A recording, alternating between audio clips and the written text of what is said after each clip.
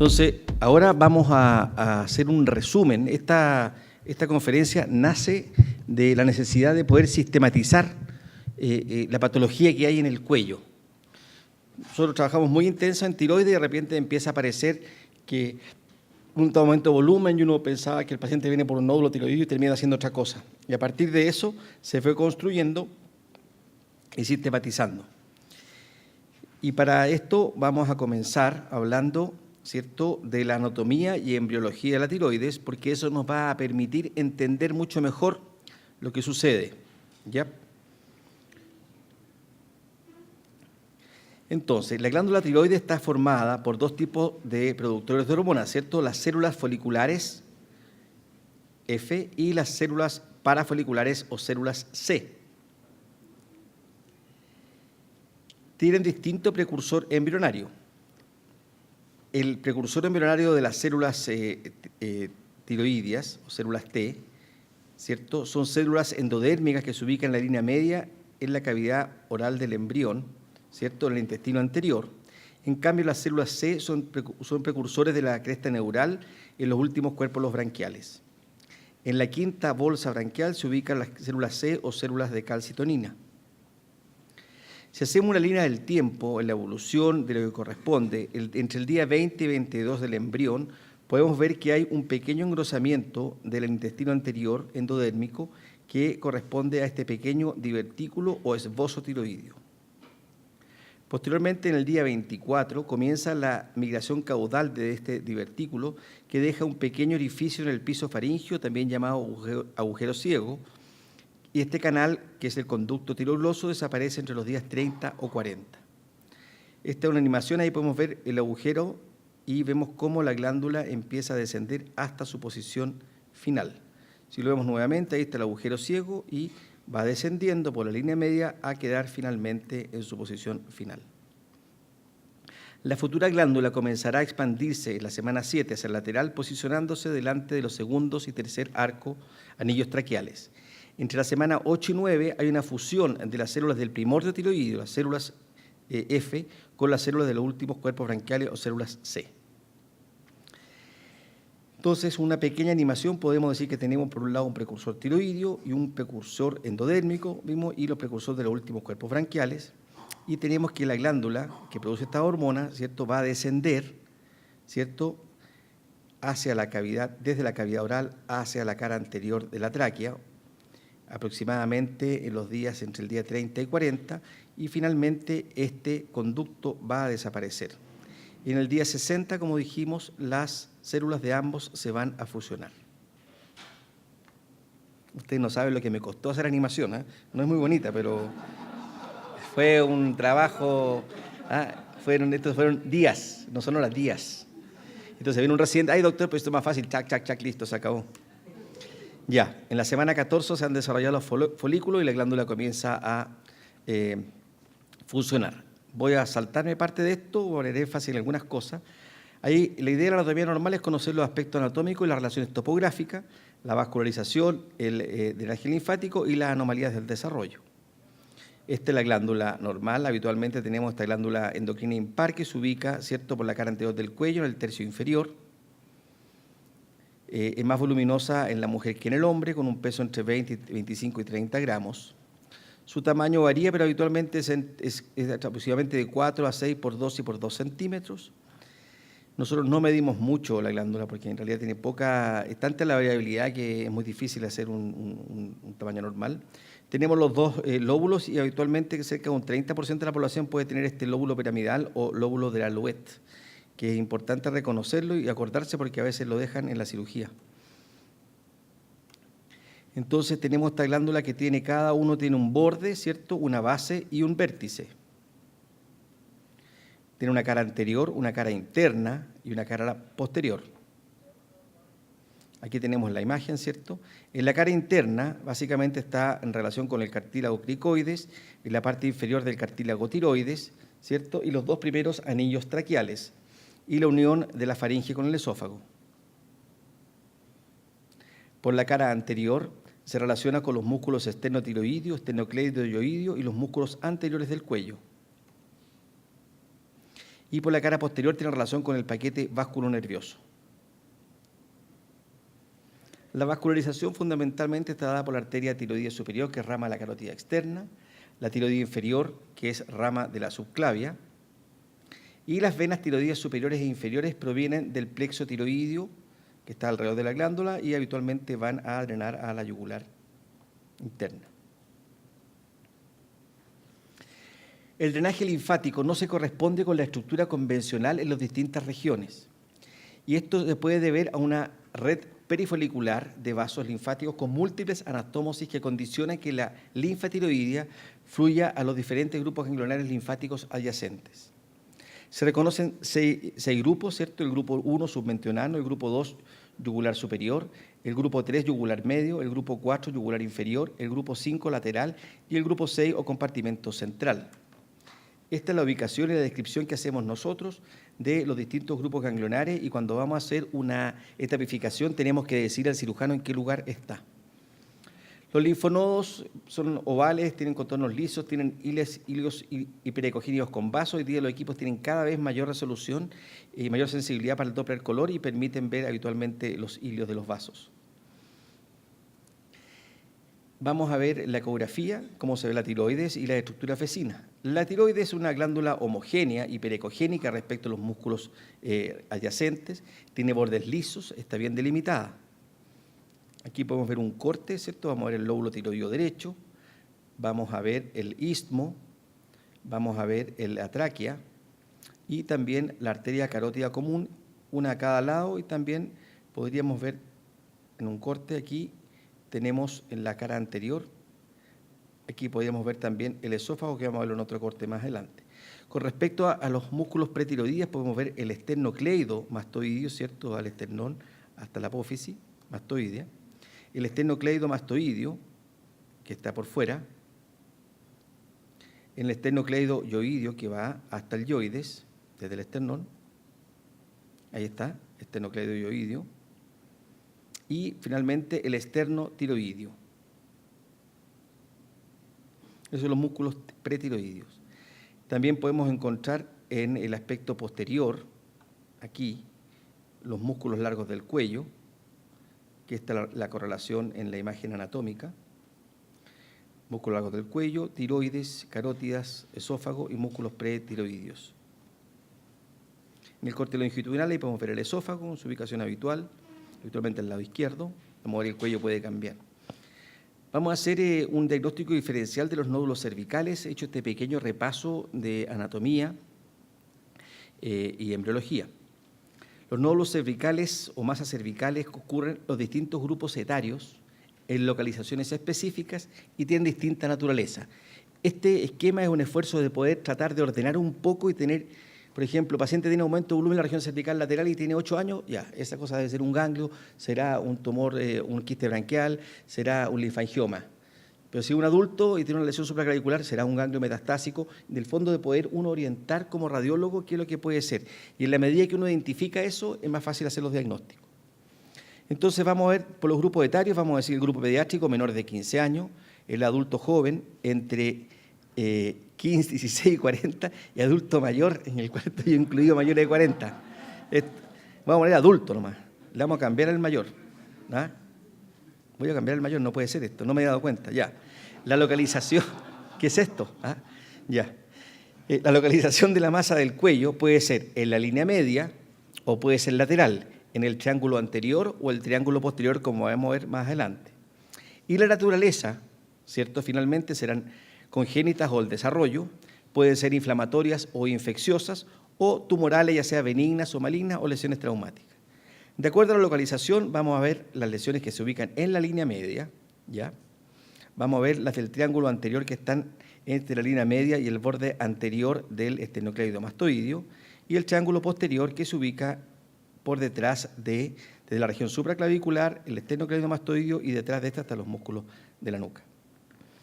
Si tenemos un esquema general, vamos a decir entonces, en general, los pacientes más jóvenes, ¿cierto?, menores de 40 años, los jóvenes y los adultos jóvenes tienen más frecuentemente son inflamatorios. Los adultos, no mayores, adultos dije, son tumores más malignos que benignos. En segundo lugar vienen los congénitos en estas edades más jóvenes, los adultos tienen más inflamatorio, y tumorales el tercer lugar en los más jóvenes, y el congénito es menos frecuente en los mayores de 40 años. En la línea media hay una serie de ejemplos y lesiones que vamos a ir repasando. Por ejemplo, ¿cuáles son las alteraciones de la línea media? Congénitas podemos ver tiroides ectópicas, quistes del conducto tiroglosas, quistes desmoides y laringoceles. Inflamatorias de la tiroides propiamente tal, enfermedad inflamatoria de la tiroides, podemos ver adenitis, ya sea bacteriana, viral, granulomatosa, quistes sebaceos, epidérmicos, etc. Y las neoplásicas fundamentalmente podemos ver tiroides, linfangiomas, lipomas, linfomas. Línea media congénito. La ateriosis, ¿cierto? Significa que no hay tejido glandular congénitamente. Pueden haber tiroides ectópicas o accesorias y pueden haber remanentes del conducto tirogloso. Las localizaciones más frecuentes del tejido ectópico habitualmente han sido encontradas en la base de la lengua, en la región submandibular y en los ganglios cervicales. El desarrollo de carcinomas tiroideos primarios pueden ocurrir tanto en esto como en la tiroides normal. Las tiroides accesorias son pequeñas masas desarrolladas en las proximidades de la glándula. Tienen una estructura exactamente igual que el tejido glandular y sufren las mismas patologías, por lo tanto. Independiente del tamaño y forma, se localizan en el trayecto del conducto tirogloso, las que son accesorias. Y se considera un grupo preioideo, suprayoideo e infrayoideo. Con respecto a las tiroides ectópicas, habitualmente se encuentran en la línea media. En la línea media está entre el 80 y el 95%, pueden estar en el conducto tirogloso entre un 5 y un 15%, y de estas que están en la línea media habitualmente están en ubicación lingual. O sea, si uno quiere buscar una tiroide ectópica, entre el 80 y 90% de los casos va a estar en la base de la lengua. Por ejemplo, una masa ecogénica en la base de la lengua, pensar en tiroides ectópica, o un quiste un quiste tirogloso, y si es muy ecogénico puede estar complicado. Puede también estar tejido tiroideo en el conducto tirogloso. Ambas se pueden malignizar, ambas se pueden inflamar, ambas pueden tener Hashimoto, pueden tener todas las enfermedades de la tiroides. En el cuello lateral es mucho menos frecuente, pero una masa lateral podría ser una tiroides ectópicas submandibular. En el tubo aéreo digestivo es extremadamente rara, amigdaliana, retrofaringe, esofágica, etc. Y también pueden haber tiroides ectópicas sobredescendidas, tanto torácica e incluso abdominal. Pero si uno va al foco, línea media. ¿Y dónde está la línea media? Están casi todas linguales. Y si no, pueden estar en el conducto tirogloso. Y el menos frecuente, entre el 1 y 2%, están en el resto, lateral y el resto. Este es un esquema, digamos, de cómo está la glándula en el piso de la boca y cómo puede ir descendiendo los distintos lugares de tejido durante el crecimiento. Aquí tenemos una ecografía, ¿cierto?, con una masa hipocogénica en el piso de la boca, ya la resonancia está aquí y corresponde a un tejido glandular ectópico. Este siguiente es un paciente que tenía una masa ectópica en la región cervical superior. Este es un paciente operado de la tiroides, tenía un tiroide ectópico alto, suprayoideo, y resulta que el paciente consultaba y tenía tiroglobulina elevada, y nosotros buscábamos, no encontrábamos tejido, y resulta que estaba sobreascendido y no se vio en la cirugía, y el paciente quedó con tiroides normal. Este paciente es una paciente que consultó, una mujer de 61 años, evaluada por miastenia gravis en el TAC. Y resulta que en el TAC se vio una masa, bueno, dijeron, un tumor del timo, miastenia gravis, ¿vieron eso? ¿Ya? Entonces, resulta que ahí está la masita, ahí está la correlación, ¿cierto?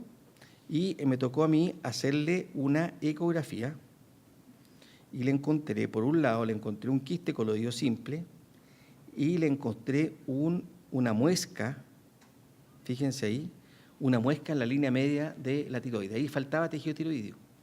Y si uno miraba con ojo detenido la tomografía computada, fíjense que ahí efectivamente había ausencia de tiroides, que se correlacionaba perfectamente con este tejido. ¿Qué pasó? Ese tejido que estaba en el istmo sobredescendió y esto que está aquí era un tiroide ectópico endotorácico y no era, cuando lo sacaron se dieron cuenta que era un tiroide ectópico endotorácico y no un timoma. Casos raros, pero existen. Este paciente, en la línea media, dentro del diagnóstico diferencial de la línea media, los quistes de conducto torácico pueden estar en todas las localizaciones que pueden ver aquí. habitualmente puede entrar en la región sublingual, aquí tiene un quiste sublingual y hasta además le hicieron resonancia magnética, creo que no era necesario, pero ahí estaba el diagnóstico, la correlación. Pueden suprayoidios, que son los más frecuentes, de distintos tamaños. Estos habitualmente pueden expresarse de forma más tardía en los adultos, especialmente cuando se complican. También hemos visto algunos tumores de tejido tiroideo. Dentro hay un cáncer tiroideo producto de un quiste tiroidoso con células tiroideas. También existe. Este es un caso de la literatura, un tumor desmoide que no me corresponde a mí, pero está dentro de la exámenes de la línea media. Sí, una adenopatía submandibular es bastante frecuente encontrar ganglios inflamatorios, especialmente gente que tiene herpes en la boca o tiene una inflamación de distinto origen en la boca y alrededores. Todos los ganglios que están alrededor de la región submandibular se inflaman y responden y aparecen y consultan muchas veces muy asustados con una masa cervical, a veces que consultan como conducto tiroidoso y uno le ve la boca, está lleno de heridas en la boca y se da cuenta que en realidad esto debe ser un ganglio. La tiroiditis supurada es extremadamente rara, se da solamente en pacientes niños o que tienen alguna inflamación o tienen alguna inmunodepresión. La tiroides tiene yodo y el yodo, un yodo usaba yodo para las heridas, se acuerdan, una tintura de yodo, porque el yodo mata a los bichos, así que un bicho viva ahí es muy difícil. Entonces, habitualmente o hay una pequeña fístula al tubo aéreo digestivo o alguna condición general que haga que estos pacientes hagan alguna inflamación. Eso es raro. Como le decía, la tiroiditis supurada, este es un caso que tenía un pequeño trayecto fistuloso hacia la vía aérea, congénito, y ahí estaba este absceso, un paciente que nos tocó a nosotros, un niño en la clínica alemana. Este otro paciente que tenía una sensación dolorosa, fiebre, y fíjense que hay gotitas de aire y lo que había era un absceso ahí de la glándula tiroides. Esta imagen es bastante característica, es un paciente que viene con una masa heterogénea, como atigrada, que compromete algunas partes del tiroides, otras partes están sanas, tiene mucho dolor, a veces tienen fiebre, puede ser causa de fiebre de origen desconocido, pacientes que tienen terciana, fiebre y dolor cervical, piensan que es amigdalitis, no tiene nada, a veces dan antibióticos. Me tocaba hasta un paciente hospitalizado que le faltaba hacerle punción lumbar y lo que faltaba que un médico lo viera con tranquilidad, vieron los síntomas y lo vio un endocrinólogo, le tocó el cuello, pidió una ecografía y tenía una tiroiditis de Kerben, que es un cuadro bastante característico de dolor cervical y aumento de volumen en la línea media.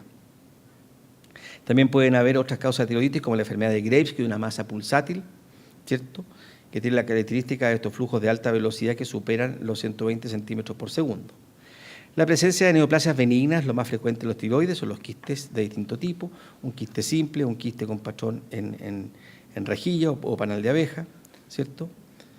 O puede ser, por ejemplo, este caso, un paciente que viene con un aumento de volumen brusco, doloroso, uno lo ve, y ¿qué es lo que hay? Hay una formación quística con un contenido denso, con múltiples ecos en suspensión, y lo que sucede que esto es una lesión espontánea, que puede ser traumática y iatrogénica, que se llama, comillas, el granuloma de palpación, y corresponde a un quiste hemorrágico tiroideo. Lesiones neoplásicas benignas, lesiones neoplásicas malignas, estos son cánceres tiroideos, todo esto. Y a mí me pasó hace un tiempo atrás que me llegó una paciente de 40 años, joven, que fue por sobrepeso, escoba me dijeron a mí, a consultar al endocrinólogo, le pidió una ecografía, la encontraron en otro centro, no donde trabajamos nosotros por suerte, y me pidió que le hiciera una ecografía por una punción de un nódulo tiroideo que era hiperecogénico con un halo hipocogénico irregular, en situación paratraqueal derecha, ¿ya? Y yo lo examiné, estaba ahí, tenía flujo, pero no en el nódulo, sino que alrededor. Examinando detenidamente me di cuenta que este nódulo tenía una comunicación aquí con otra cosita, y era un divertículo del esófago, parte del diagnóstico diferencial de los nódulos de línea media. Esto no es infrecuente. Me ha pasado más de una vez que me ha llegado a puncionar un nódulo. Lo que pasa es que me costó más identificarlo. Debo reconocer que tenía la aguja, la lidocaína cargada. Dije, no, esta cuestión está rara, la fue a ver de nuevo. Casi me matriculo con un epitelio del tubo digestivo en la tiroides. Las lesiones neoplásicas pueden ser como esta, este paciente tenía un pequeño cáncer papilar, pero además tenía otra masita acá y que correspondía a un hiperparatiroidismo. Este es un paciente que tiene un gran aumento de volumen, fíjense el año 2010, 2011 y el 2012 creció brutalmente y este paciente se sospechó que era un linfoma y resultó ser un linfoma tiroideo que fue tratado exitosamente. Este paciente me tocó hacer la biopsia, una biopsia de truco, citometría de flujo y este es el paciente. Por el 2015, ahí tenemos la imagen inicial, parecía una tiroiditis de Hashimoto, nada, y de repente entre el 2010 y el 2012 creció bruscamente y cambió la ecoestructura interna. Fíjense cómo cambió la ecoestructura de la glándula y después del tratamiento, 2015, 2016, 2017, fíjense cómo se atrofió y volvió a una tiroiditis, entre comillas, Hashimoto, clásica, digamos, atrófica. Estas son las imágenes antes, cuando estaba con el PET-CT, cuando estaba con la neoplasia viva y coleando, el linfoma, y acá es el control posterior. También en la línea media podemos ver masa, esta es una masa en un corte longitudinal, esta es la mandíbula, esta es una pelota grande acá, es un lipoma inframandibular, esta es una imagen extendida, fíjense, esta es la verita, esta es el cuello, y tenemos esta masa inframandibular que corresponde a un lipoma de la línea media. En el triángulo anterior podemos ver también algunas alteraciones. Vimos la línea media, ahora vamos a ver el triángulo anterior, lesiones congénitas, inflamatorias y neoplásicas, ¿cierto? Dentro de las lesiones congénitas, lo más frecuente es ver quistes branquiales.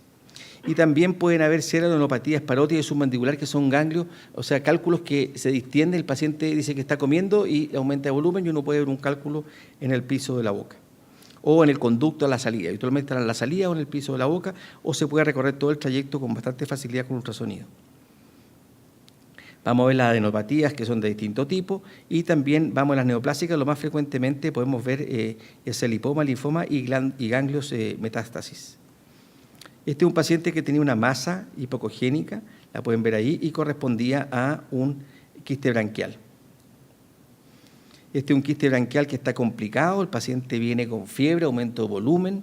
Fíjense las alteraciones que se ven en el tejido muscular y el edema que hay. Se fija, está infiltrado el músculo, está inflamado, probablemente esto es pus que rompió la cápsula de esto y comprometió el tejido inflamatorio alrededor.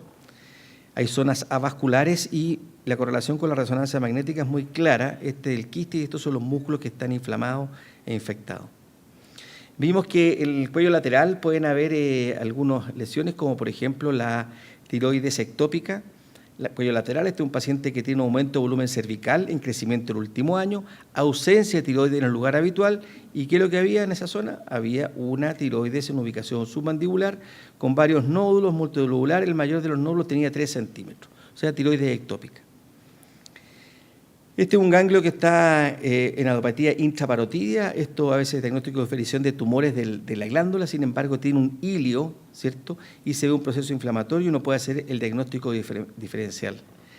También podemos identificar ganglios metastásicos en el triángulo anterior, o sea, entre la línea media y el borde del telocleidomastoidea, podemos ver estos tipos típicos. Este es un típico ganglio de una metástasis de carcinoma de tiroides. Este es otro también parecido. Aquí podemos ver unos ganglios de la enfermedad de Hodgkin, que tiene esta imagen como atigrada, gran aumento de tamaño, múltiples ganglios bilaterales, etc. Este es un ganglio, a diferencia del anterior, que tiene un hilio conservado muy bien, muy aumento de volumen, mucha vascularización. Este es una mononucleosis infecciosa. Ven 2 casos acá. Este es un paciente que consultó con aumento de volumen, paciente en quimioterapia. Inmediatamente pensaron que era un ganglio inflamado. Yo le hice el ultrasonido y se veía una masa grande, ¿cierto?, dentro de esta imagen tubular y en el corte transversal. Podemos ver la arteria carótida común y era un proceso trombótico de la yugular, ¿ya? Una tromboflebitis yugular con gran aumento de volumen. Fíjense cómo se distendió. Fíjense también en la ecogenicidad del tejido graso que rodea esto. Este es un proceso inflamatorio. El paciente tuvo una trombosis de la yugular con mucha inflamación secundaria. No necesariamente infección, pero sí mucha inflamación. Y era una masa cervical que estaba en el triángulo anterior y que se confundía con adenopatía en ese contexto. Las parotiditis crónicas también pueden producir alteraciones, también las parotiditis agudas. Podemos ver otras inflamaciones, como por ejemplo la presencia de estos tremendos ganglios gigantes que asustan a todos y corresponden a la enfermedad por rasguño de gato, sin preguntarle a los pacientes si tienen algún antecedente mórbido. Pueden haber granulomas postoperatorios en el triángulo anterior de cirugía extensa. A veces también antes se usaba mucho hacer nudos con material irreabsorbible y gente mayor podía tener estos granulomas secundarios en las cirugías previas. Este es un adenoma pleomorfo que se lo mostré en la clase anterior. Aquí tenemos un tumor también de la parótida, puncionado, un adenoma pleomorfo.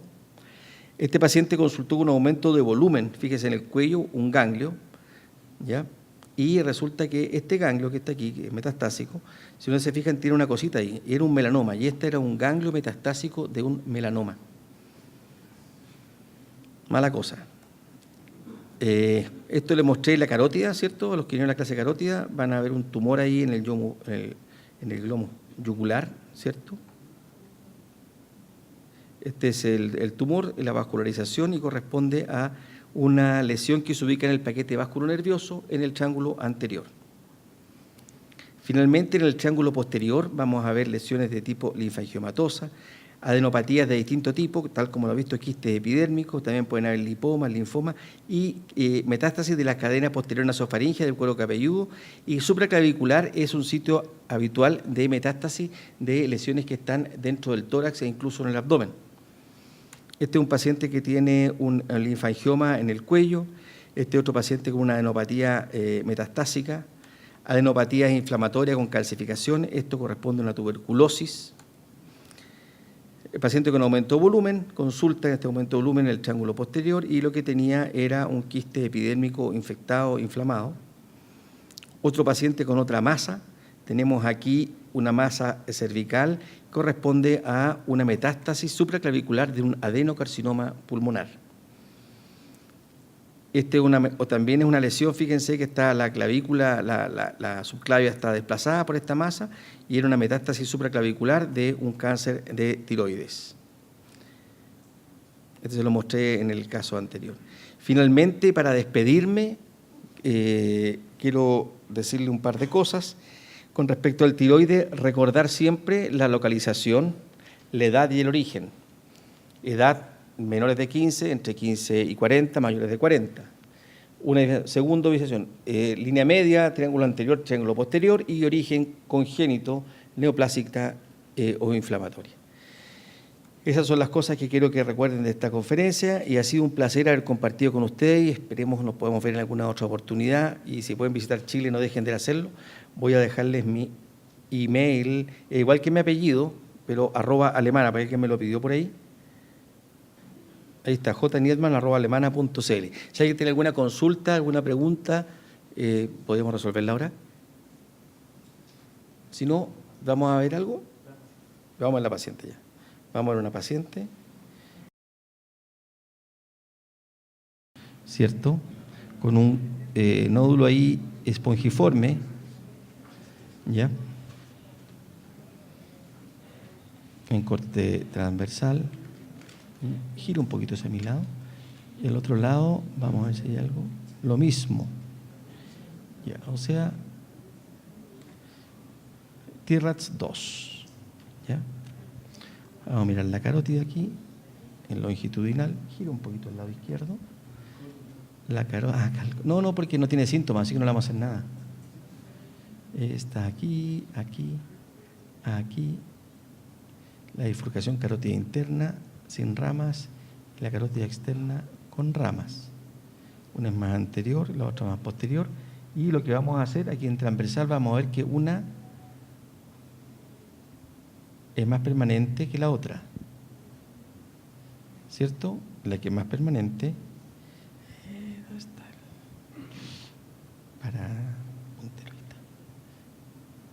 Vamos a ver el color aquí. Esto es para mirar la morfología de la curva, no para hacer Doppler, nadie hace Doppler en transversal.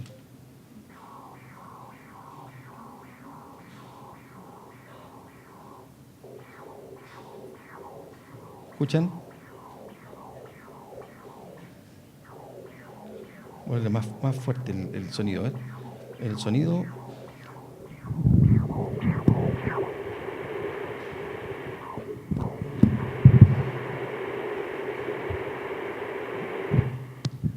Déjenme mirarlo. Voy a diferenciar Esto igual cuando uno escucha rock and roll o escucha bachata, ¿cierto? Son ritmos distintos, ¿cierto? Suenan distintos, mira. Esto suena así.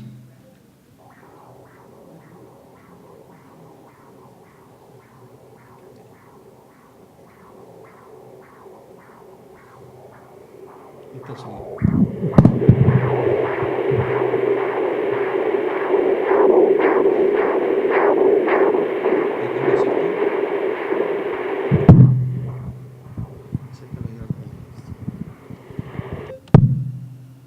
Esta es la carótida interna y miren cómo suena esto. Vamos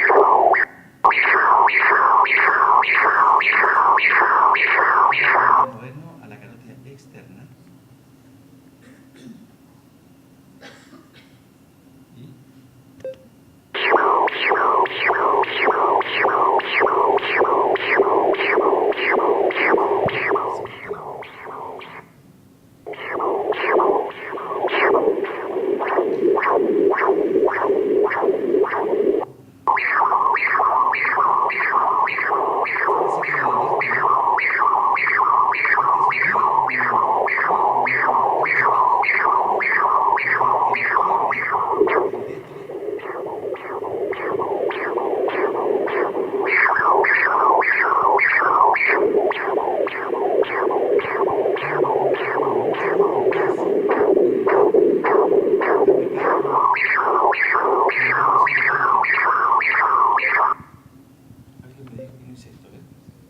Para diferenciarlo ayer.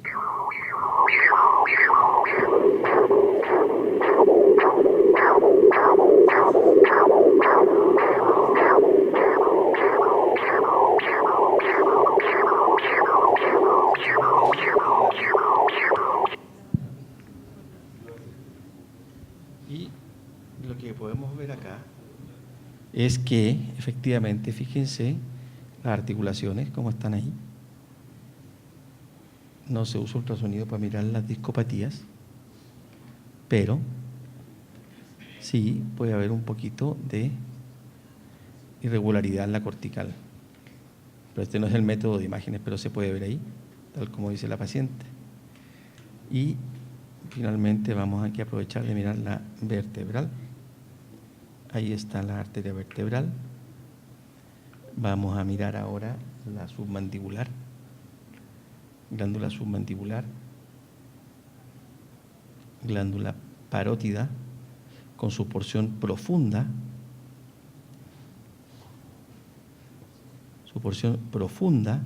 aquí va la arteria que hace por aquí, no me da el...